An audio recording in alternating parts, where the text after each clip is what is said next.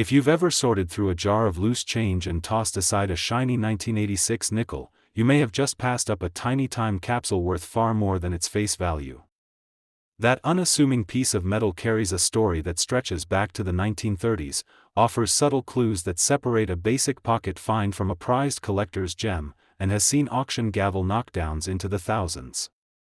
Let's unwind its journey, spot the telltale marks that trigger collector alarms, and size up just how much those rare varieties can command today.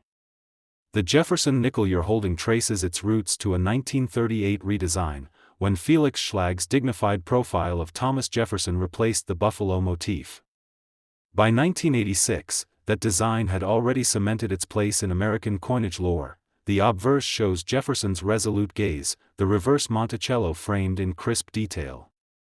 But 1986 stands out for more than just steady production. It's the first full year when the Philadelphia Mint resumed stamping a tiny P on nickels, a practice it had suspended decades earlier. Spotting that small letter beside the date instantly tells you which mint handled your piece, but the real excitement lies in spotting errors and special strikes that slipped past quality control. Most circulated 1986 nickels were the modest gray patina of everyday use and are valued at just 5 cents.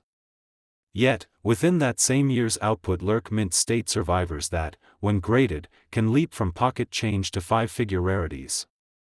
Uncirculated examples graded MS-65 might trade hands for a few dollars, and examples graded MS-67 rise into the high tens or low hundreds, depending on eye appeal. The real jackpot arrives when an undisturbed specimen earns a mint state 68 from a top grading service. Those can spark bidding wars above $500 or more. And if you stumble on one of the extremely scarce FS-proof nickels, where the S mint mark from San Francisco was struck too deeply and fills with metal, you're looking at values that climb into 4 figures. Only a handful of those proof-filled S errors have survived, making them the holy grail for Jefferson nickel enthusiasts. Peeling back the layers, the 1986 Denver issues also have their quirks. Sharpness of strike, luster patterns, and absence of hairlines on Jefferson's cheek are details specialists scan for. Some D-mint nickels display an unusual die crack angled across Monticello's roof. Collectors label it the roof line variety, and a crisp example graded high enough might fetch twice what a standard MS-65 would. Even minor doubling on Jefferson's jawline, detectable under 10-power magnification, can add an extra premium. That makes a thorough inspection under good lighting and a loupe essential before you consign or buy. Gliding into 1999 brings us to a nickel that felt safe in everyone's pocket but soon revealed enough hidden twists to keep specialists on their toes. While the design still spotlighted Jefferson's contemplative profile and Monticello's familiar silhouette, subtle mint decisions and unassuming die quirks transformed this coin into another cornerstone of modern variety collecting.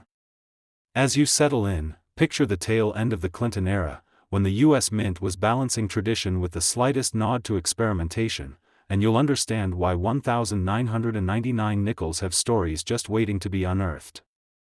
The Jefferson nickel you hold in your hand traces its lineage back to a late 1930s redesign, but by 1999 its production process had reached a zenith of speed and consistency.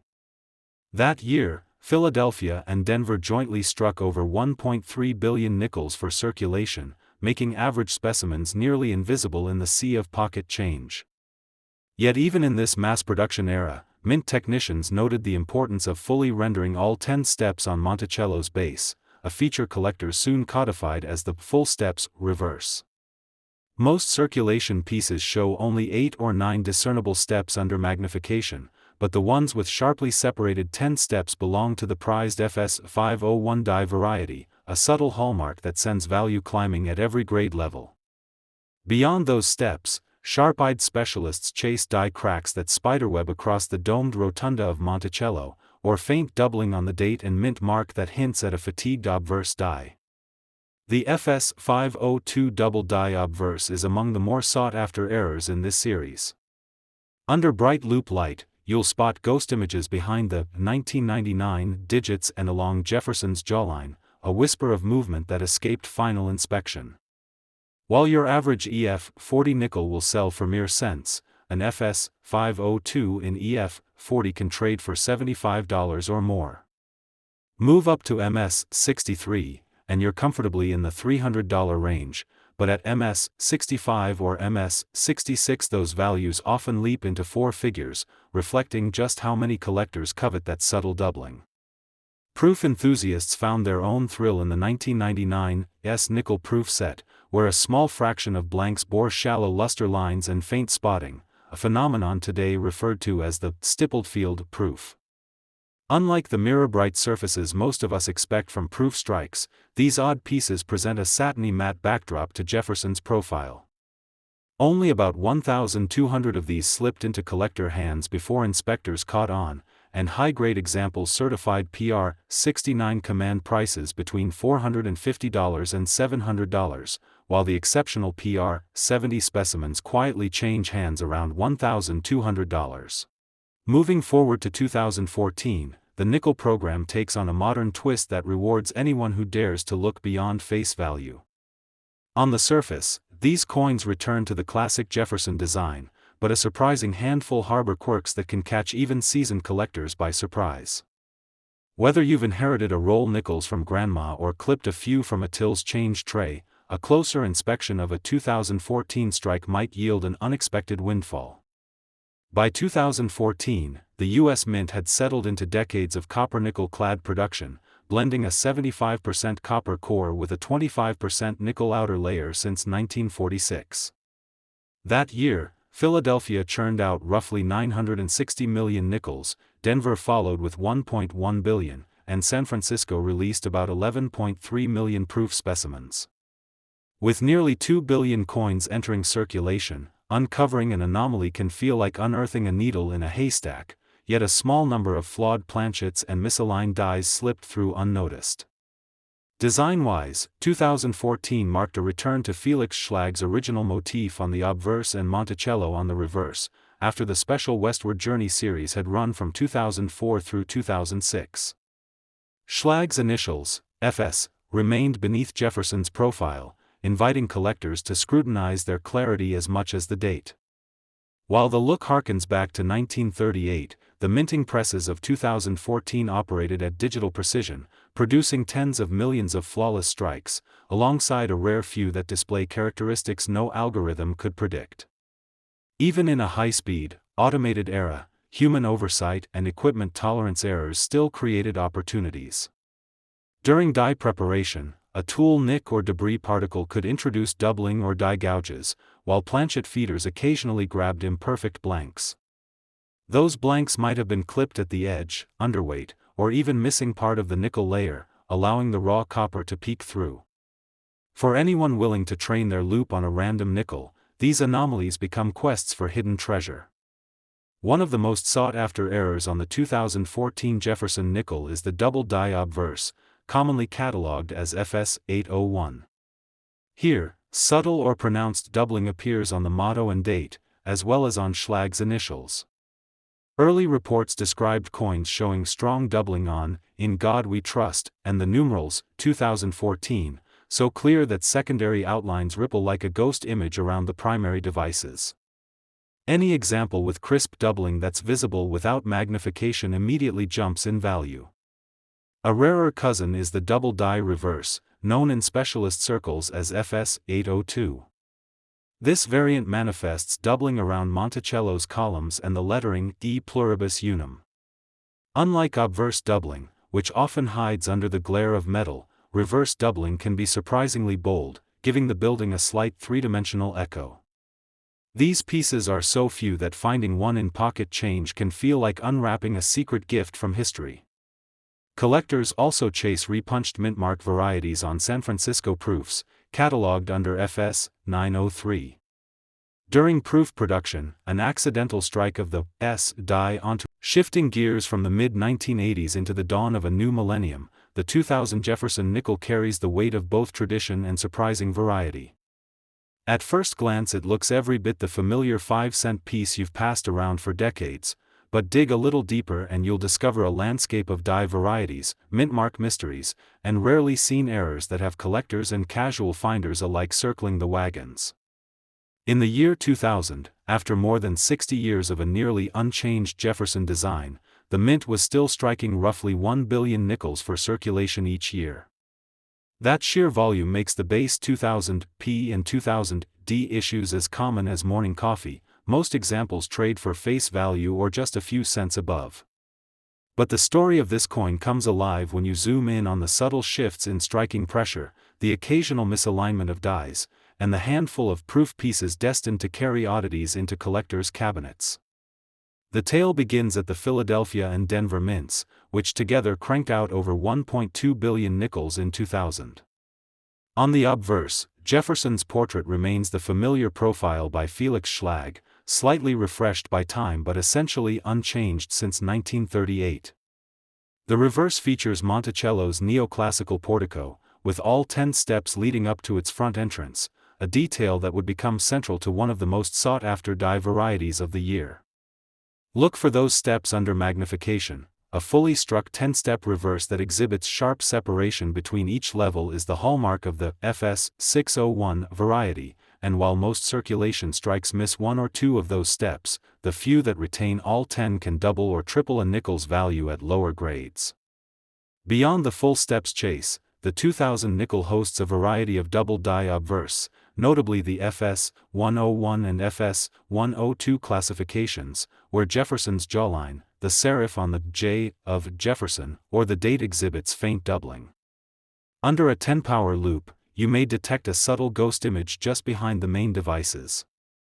These double die survivors slipped through the mint's inspection and today fetch a remarkable premium. A modestly circulated FS 101 in EF 40 might trade around $50, while an uncirculated MS 63 example can exceed $300, with MS 65 pieces racing into the four-figure realm.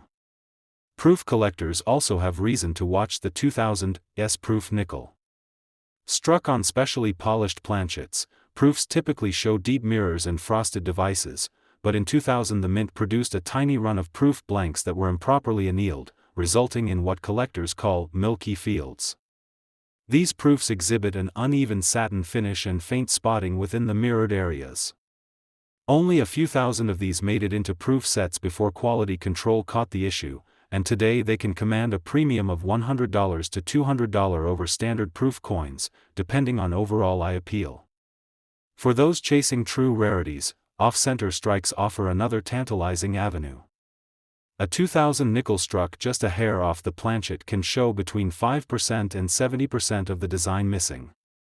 While very slight off-centers under 5% are often discounted by graders, pieces exhibiting 10 to 20% off-center can fetch anywhere from $200 to $600 in uncirculated grades, and the more dramatic 40 to 50% varieties have pushed past $1,000 when in pristine condition. Several well-documented auction results from late 2023 feature a 52% off-center MS 66 selling for $1,250, and a stark 60% off-center MS 65 bringing $1,100, reminders that even a subtle misfeed at the press can create a showstopper overnight. Beyond these headline errors and varieties, seasoned collectors pore over die cracks, repunched mint marks, and even the direction of the mint state luster lines. A single die crack extending from the rim across Monticello's dome, or a tiny doubled D mint mark from a worn punch, can transform an ordinary bag find into an auction highlight. One notable instance in 2021 saw a faint repunched D on the 2000 D nickel-graded MS 66 fetch $1,800, nearly 10 times the going rate for a standard MS 66. That sale happened at a specialist coin show, where bidders recognized the die variety scarcity after consulting the latest edition of a die variety guide. Price charts for the 2000 nickel read like a study in contrast. Most circulated examples, grades AG 3 through VG 8, linger between 5 and 20 cents apiece, a trivial premium for casual pocket change hunters. Even nice XF 40 to -58 Australian dollars pieces rarely eclipse $1, making them ideal budget collectibles. As mint state grades climb, though, the numbers do too. MS 60 specimens sit at $2 to $3, MS 63 at $5 to $10, MS-65 at $15 to $30, and MS-67 at $100 to $150. Then, once you introduce a recognized variety, full steps, double die, or off-center, values can multiply tenfold or more, especially for coins graded MS-66 and above. Stories of unexpected finds continue to fuel the nickel community. In one memorable case, a Texas collector opening a roll of 2000 D nickel spotted a single coin with mirror-like fields and sharp, frosty devices under his loupe. He initially dismissed it as a cleaned, lowball, proof attempt until closer inspection revealed minor flow lines around the rim. Further research confirmed it as an extremely rare specimen strike from Denver, part of a clandestine test batch never officially released, which sold for $4,500 in 2022 after a protracted bidding war. In another tale, a young hobbyist in Ohio discovered a 2000 P double die FS 102 nestled among his change jar. The $15 he paid for the lot turned into a $950 payday once authenticated and graded. Moments like these remind us that you never know when a plain Jane nickel can turn into a headline act. Examining your own finds requires a measured approach. Start with a bright, focused light and a 5 times or 10 times. You might have spotted a 1971 nickel in a pocketful of loose coins or tucked in a dusty album from decades past. What if that same nickel carried a double date, an off-center strike, or even an unintentional silver core? By the time you finish examining one of these rarities, you'll start glancing at your change with fresh eyes. The story begins back in 1971, a year marked by transitions at the U.S. Mint. The Jefferson nickel program, in its fourth decade, faced pressures to boost efficiency and cut costs. Mintages topped 1.6 billion pieces split between Philadelphia and Denver, yet just a handful slipped through with striking errors. While the design by Felix Schlag, featuring Monticello on the reverse, remained unchanged, the minting presses often bore the subtle scars of hurried production runs. Those scars, when preserved on a collector's specimen, are precisely what make certain 1971 nickels so coveted today. Digging deeper into the design process, you'll learn that the Mint was experimenting with new hubbing techniques to apply the raised designs onto coin blanks more rapidly. A misaligned hub could produce a doubled image, most famously, doubling on the date or the word Liberty atop the obverse. Thanks to the automated nature of these presses, only a few hundred pieces display doubling severe enough to register clearly under magnification. Most double die examples show a slight ghosting of letters and numbers, but the rare ones reveal crisp, distinct shadows that practically leap off the surface. Spotting these features requires a keen eye and the right tools. Start by centering the coin under a 5x loop, focusing on the 1971 date and the rim of Jefferson's profile. Seek out evidence of overlap in the numerals, especially a faint second 1 or an echo of the 7. Next, examine the rim for off-center strikes. Any blank edge narrowing to less than a millimeter from the high points of the design suggests the planchet shifted during striking. Finally, look at the reverse for any missing clad layers near Monticello's cornice, an indication of a clipped planchet error. Rarity drives value, and these error survivors are exceptionally scarce. Official mintage figures list over 1 billion nickels struck in 1971, but reliable reports suggest fewer than 200 double die obverse examples have surfaced. Off-center strikes in the 1 to 2% range of misalignment number only a few dozen, and severely clipped planchet varieties might exist in the low tens. When you combine low survival rates with high collector demand, inflated prices become almost inevitable. In recent years, auction platforms have recorded headline-grabbing sales for top-grade errors. A single 1971 double die obverse, graded MS-66 by a leading third-party service, fetched over $12,000 in late 2023. Another off-center specimen, cutting nearly 15% of the design and certified -58 Australian dollars, closed at $2,800 just a few months later. Even circulated examples showing minimal doubling can command $200 to $400, depending on eye appeal and strike clarity. Collectors love a backstory, and the 1971 nickel delivers. One famously damaged press at the Denver Mint developed an uneven hub alignment, creating a small run of coins with a dramatic shift in the date position. Rumor holds that a mint inspector, noticing the anomaly, quietly pulled most of these from circulation, only to have a few escape during a weekend processing rush.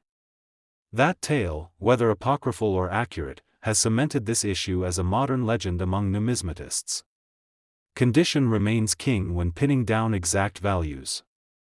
A circulated example with light wear and subtle doubling might sell for $75 in EF 45, step up to -50 Australian dollars or -55 Australian dollars, and the same variety could cross the auction block near $300. A mint state MS-62 double die might hover around $1,500, while pristine MS-67 survivors can zoom past $10,000. Off-center errors follow a similar scale. Modest misalignments bring $150 to $250 in lower grades, but spectacularly misregistered strikes, especially those cutting into the design by over 20%, can eclipse $3,000 even in mid-grade. Beyond errors on clad planchets, a handful of the 1971 die set struck proof coins on silver-clad blanks intended for test purposes. These silver proofs were never released officially, yet a pair leaked into private hands in the late 70s. One sold quietly through a private sale in 1981 for $1,200. In 2020, its counterpart shattered records at $28,000. Though these specimens don't bear the Jefferson design in silver, they share identical die markings and have become the holy grail for high-end nickel collectors. As you handle a 1971 nickel under loupe and light, it almost feels alive. Every fleck of doubled metal, every tremor in the strike, tells a story of the busy presses that couldn't stop long enough for perfection. Keep an eye out for the faint echoes of the date, that telltale offset rim, or a mysterious patch of missing copper. Any one of those quirks might be worth far more than its face value. Next up, the 1972 nickel carries its own set of surprises, subtle hub changes, rare proof variations, and even some coins hiding extra metal flashes that can turn a mere pocket finder into a prize. Let's shift our focus to uncover the secrets of the 1972 edition.